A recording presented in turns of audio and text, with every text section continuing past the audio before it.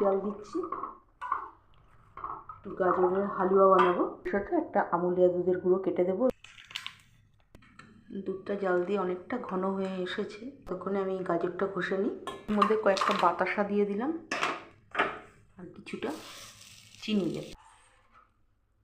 এখানে কিছু কাজু কিশমিশ ছোটো ছোটো করে কেটে নিয়েছি, আর এখানে গাজরটা গ্রেট করে রেখেছি। এখানে কাজু কিশমিশগুলো দিয়ে দিচ্ছি। এবার আমি গ্রেট করা গাজরগুলোর মধ্যে দিয়ে দিচ্ছি। হালকা করে ভেজে নেব। দুটো এলাচ সেদ্ধ করে নিচ্ছি, এলাচ দুটোর মধ্যে দিয়ে দিলাম। এবার এই ভাজা গাজরটা আমি দুধের মধ্যে দিয়ে দিচ্ছি। এবার এটা দুধের মধ্যে ভাজা গাজরটা দিয়ে ভালো করে জাল দেবো।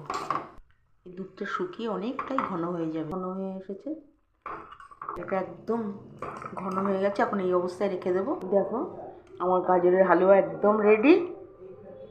সবাইকে সার্ভ করব।